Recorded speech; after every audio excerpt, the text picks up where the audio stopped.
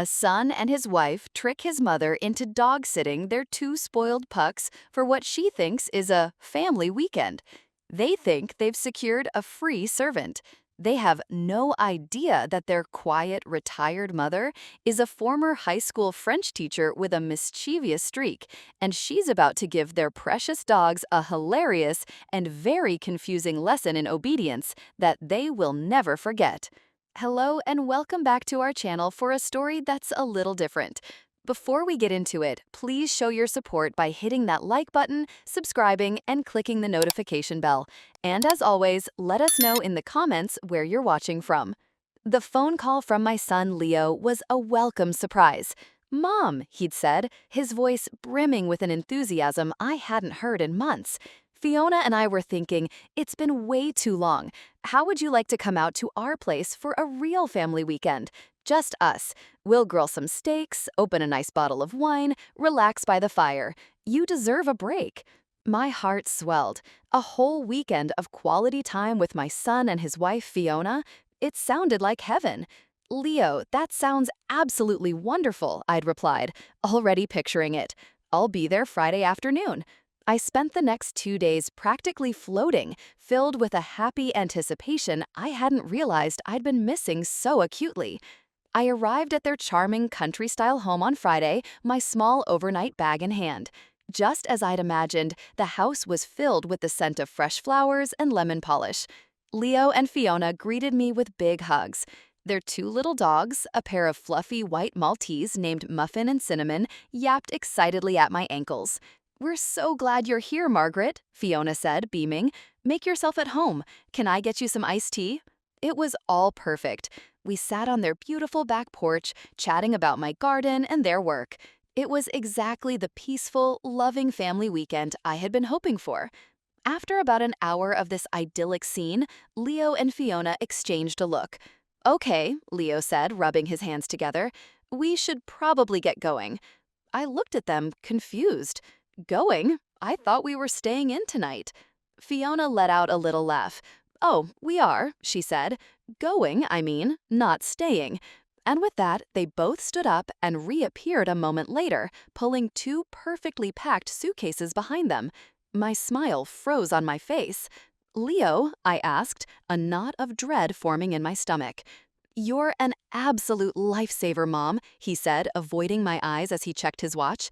"This last-minute wellness retreat in Napa just opened up. You know, the one Fiona's been dying to go to. We just couldn't pass it up, but we couldn't find a sitter for Muffin and Cinnamon on such short notice. We knew you wouldn't mind." He gestured vaguely around the pristine house. "You'll have the whole place to yourself. A mini vacation for you, too. It's a win-win," Fiona chimed in, handing me a laminated 2-page document. "This is their feeding schedule," she said brightly. "They only drink filtered bottled water, and their organic kibble needs to be softened with a teaspoon of warm bone broth. Oh, and Muffin needs his anxiety medication at 8 p.m. sharp." I stared at the list in my hand, then at my son and his wife, who were now standing by the door with their suitcases, their faces glowing with the thrill of their impending vacation. I hadn't been invited for a family weekend. I had been procured. I was the unpaid help lured here under false pretenses to watch two high-maintenance dogs so they could go on a spa trip. The family time was a lie, a means to an end. They didn't want my company, they wanted my compliance. "The Wi-Fi password is on the fridge," Fiona called out as they opened the door. "We'll be back Sunday night. Love you." And just like that, they were gone. The sound of their car pulling away echoed in the sudden, deafening silence of the house. I stood alone in the perfect living room, the laminated instruction sheet in my hand. At my feet, Muffin and Cinnamon began to yap, a demanding, incessant sound. I looked down at them, then at the instruction sheet, then at the front door that my son had just closed in my face. The initial shock and hurt began to bubble away, replaced by a feeling I hadn't felt in a very long time. It was a wicked, mischievous spark. I looked down at the two fluffy, spoiled dogs. "Well, boys," I said, a slow, wry smile spreading across my face. They had no idea that their quiet, retired mother had been the head of her high school's French club for 25 years. let's start with a little lesson. Asi. I've only just begun this story, but believe me, it's about to get even more interesting. Stay tuned to see what happens when this little lesson is put to the test. For a moment, after my son's car disappeared down the road, I considered just leaving.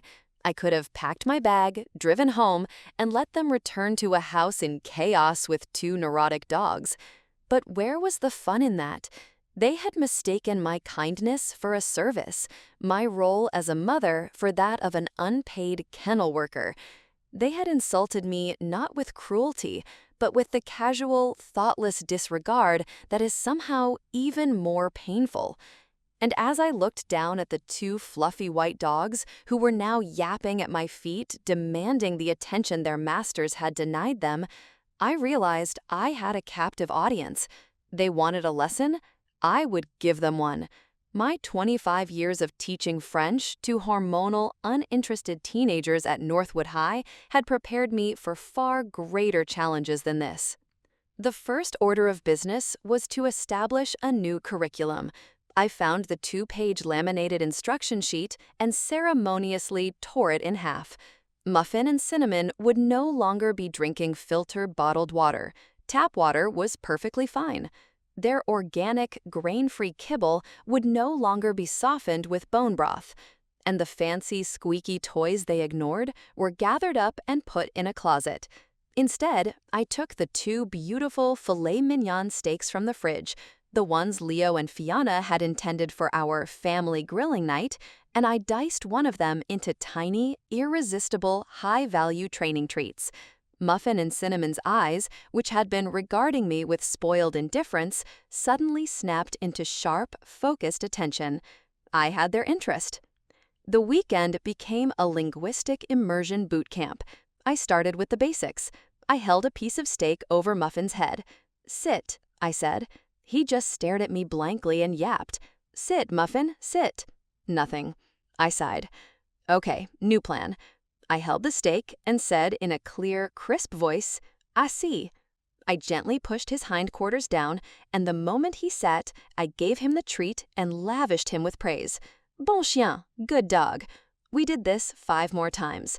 On the 7th try, the moment I said "assis," his little white bottom hit the floor so fast he almost bounced. Cinnamon, not wanting to be left out of the steak bonanza, quickly followed suit. By the end of Friday night, they had both mastered assis, sit, rester, stay, and viens ici, come here. Saturday was dedicated to more advanced vocabulary. We worked on donne la patte, give paw, apot, fetch, and coucher, lie down. The 2 dogs, who I suspect had been bored out of their little minds by their owner's lack of engagement, turned out to be brilliant students. They seemed to love the structure, the challenge, and most of all, the delicious steak rewards. The incessant, anxious yapping was replaced by quiet, focused attention. They followed me around the house, their eyes fixed on me, waiting for their next French lesson. They were no longer spoiled pests. They were my star pupils. I even taught them fait l'amour, play dead, a trick they performed with dramatic flair. Not once did my phone ring. Not once did I receive a text from Leo or Fiona asking how their precious babies were doing. They were clearly having a wonderful, stress-free time at their wellness retreat, completely unburdened by any thought of the mother they had duped. I didn't mind. Their silence gave me more time to perfect my lesson plan. I phased out the steak and replaced it with enthusiastic praise and standard dog treats, cementing their new vocabulary. The dogs were calmer and better behaved than I had ever seen them. They were still Muffin and Cinnamon, but now they were Muffin and Cinnamon avec une éducation française. By Sunday evening, the house was immaculate. The dogs were peacefully asleep in their beds. I sat in a comfortable armchair, reading a novel, a glass of my son's expensive wine in my hand. I was relaxed, content, and thoroughly amused. I had turned a weekend of servitude into a delightful pedagogical experiment.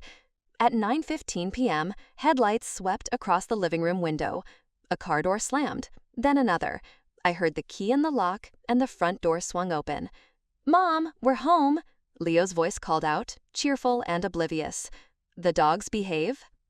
I took a slow sip of my wine and smiled.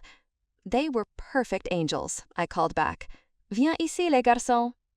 From the kitchen, 2 little white dogs came trotting obediently to my side, sitting perfectly at my feet. The final exam was about to begin. Leo and Fiona stared. Muffin and Cinnamon, the 2 yapping, disobedient fluffballs they had left me with, were sitting perfectly at my feet, their little white heads cocked, their eyes fixed on me with adoring attention. Wow, Leo said, genuinely impressed. I've never seen them so calm. How did you do that? What was that you just said? I gave him a serene smile. Oh, it was nothing, I said breezily. I just found they responded well to a bit of structure and a little French. It seems to appeal to their sophisticated palates. I had their full, undivided attention. The trap was set. Fiona, ever the pragmatist, immediately took charge of her dogs. Okay, boys, good to see you. We missed you, she said, bending down to pat their heads. Cinnamon, go to your bed. Muffin, go on, go to bed. The dogs didn't move. They just looked from Fiona's face to mine, their expressions blank. Fiona's smile tightened. Go to bed, she repeated, her voice a little firmer. Muffin let out a small, confused yap. Leo tried. Sit, Muffin, sit, he commanded, using the tone one uses for a particularly dim-witted animal. Cinnamon tilted his head, as if trying to decipher a strange and uninteresting sound. For the next 10 minutes, they tried everything. They clapped their hands, they snapped their fingers, they tried a stern voice, they tried a sweet cooing voice, they waved treats in front of the dogs' noses. Nothing. Muffin and Cinnamon would not sit, stay, lie down, or come. They simply stared, 2 fluffy white sphinxes who had forgotten the language of their masters. The frustration in the room was palpable. Leo was starting to look genuinely bewildered, while Fiona's face was clouding over with a familiar, stormy irritation. What did you do to them? Fiona finally demanded, her voice sharp. She turned to me, her eyes narrowed with suspicion. This isn't funny, Margaret. It's like you've broken them. They don't recognize their own names. Oh, don't be silly, dear, I said, taking another sip of my wine. They aren't broken. They're simply upgraded. I stood up and addressed the dogs in a calm, clear voice. Les garçons, couchez. Like a pair of synchronized swimmers, Muffin and Cinnamon immediately dropped to the floor, lying down with their paws tucked neatly in front of them. Leo and Fiona stared, their mouths agape. I walked over to the small antique desk in the corner of their living room. I had spent an hour that afternoon preparing the final part of my lesson plan. I picked up 2 neatly printed sheets of paper and handed one to my son and one to my daughter-in-law. I wouldn't want you to feel left out, I said, my voice full of sweet reason. So I made you both a little vocabulary sheet, a welcome home gift, if you will. They looked down at the papers in their hands. On them, in a clear, large font, was a list of commands. On the left, in English, sit, stay, come, fetch, paw, lie down, play dead. And on the right, the French translations. Assis, reste, viens ici, apporte, dans la patte, coucher, fais le mort. I smiled at them, a picture of helpful innocence. I found they have excellent retention, so you should have no trouble at all. It's a wonderful opportunity for you both to broaden your horizons and learn a new language. A true wellness retreat, don't you think? I looked at their stunned, horrified faces, then at the 2 perfectly behaved dogs lying on the floor. My work here was done. They had wanted a free dog sitter for their weekend getaway. Instead, they had gotten a full-time, mandatory French tutor. And somehow, I didn't think I'd be asked to pet sit again anytime soon. For a long moment, the only sound in the room was the soft ticking of the grandfather clock in the hall.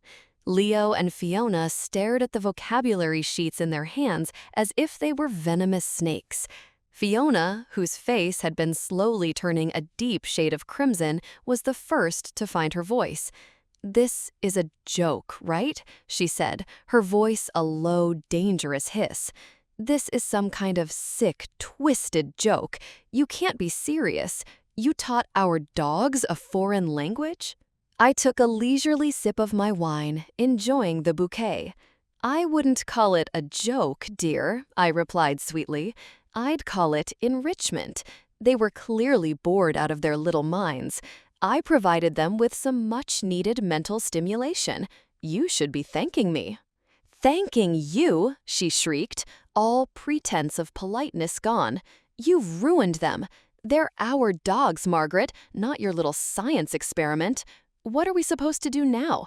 Carry this ridiculous cheat sheet around with us for the rest of their lives? Well, I mused, you could always take a class.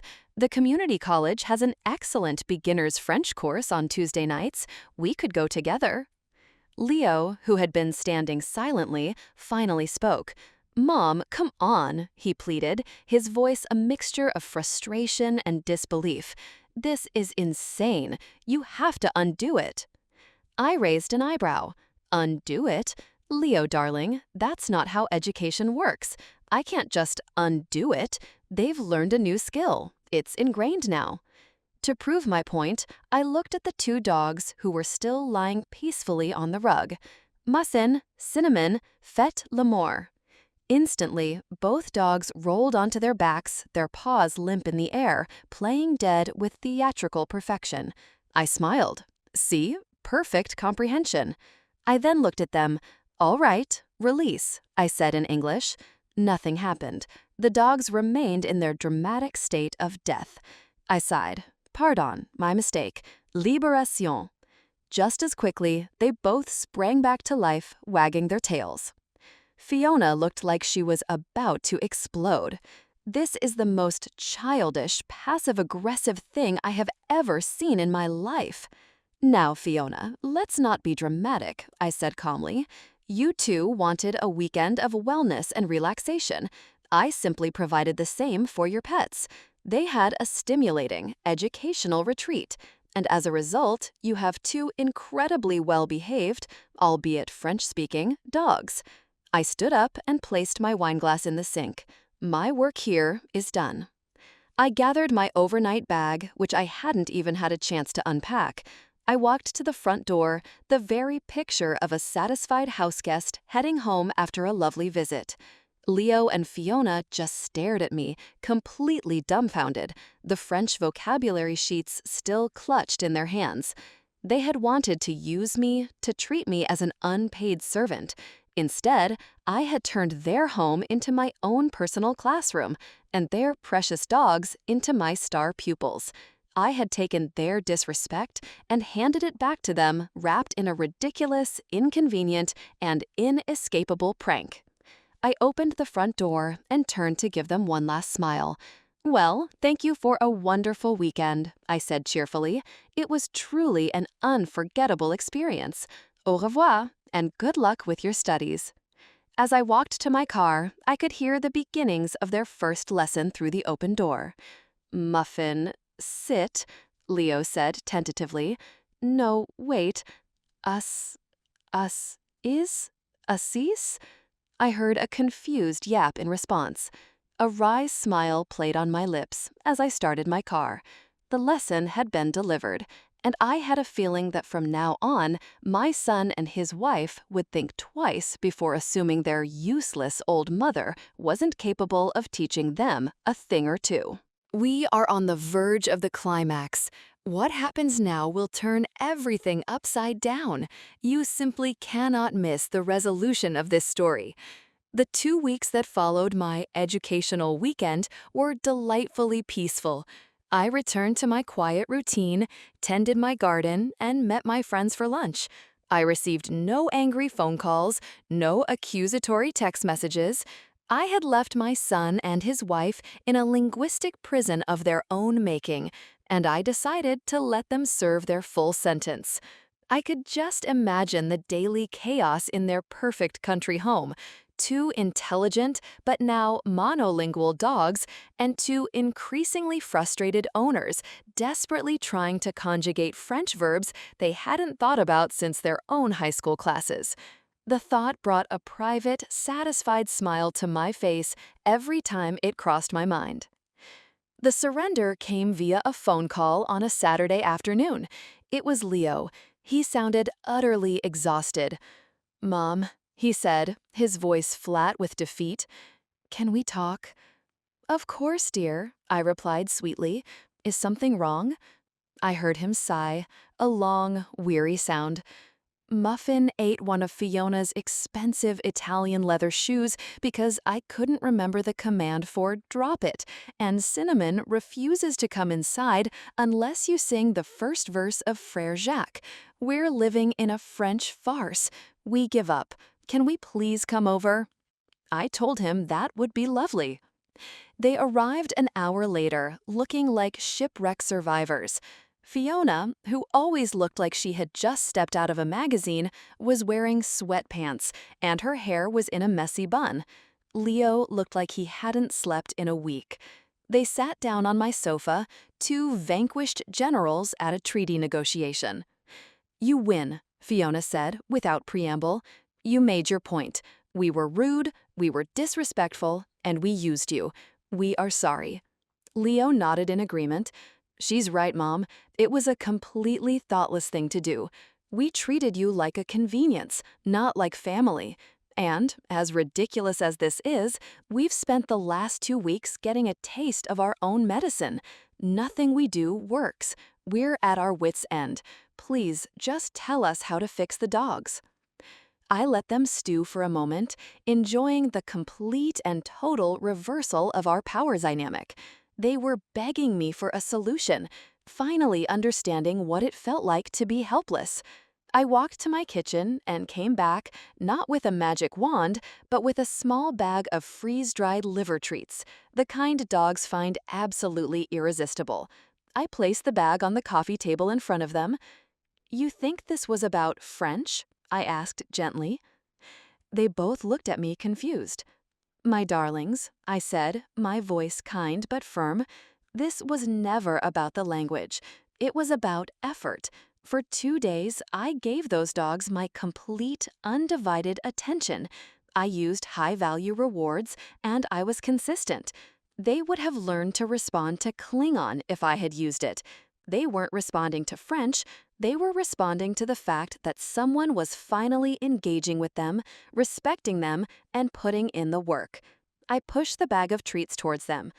"You think this was about French?" I asked gently. They both looked at me, confused. "My darlings," I said, my voice kind but firm, "this was never about the language. It was about effort. For 2 days, I gave those dogs my complete, undivided attention. I used high-value rewards, and I was consistent. They would have learned to respond to Klingon if I had used it. They weren't responding to French. They were responding to the fact that someone was finally engaging with them, respecting them, and putting in the work." I pushed the bag of treats towards them. "You want them to learn English again? It's easy. Spend time with them, engage with them, reward them for their good behavior, the same way you're supposed to treat any relationship you value." The understanding that dawned on their faces was about more than just dog training. They saw the lesson for what it truly was. It wasn't about a prank. It was about respect. It was about the consequences of taking love for granted. Leo looked at me, his eyes filled with a new, genuine remorse. "We get it, Mom," he said quietly. "We really do." A slow smile spread across my face. "Good," I said. "Now, who wants to teach a dog how to sit?" I tossed a treat to Leo. He looked at Muffin, who was watching him intently. "Muffin," he said, his voice full of a new kind of hope, "sit." And for the first time in 2 weeks, the little white dog happily obeyed, his tail wagging a mile a minute. The house was filled with laughter, and for the first time in a very long time, it was genuine.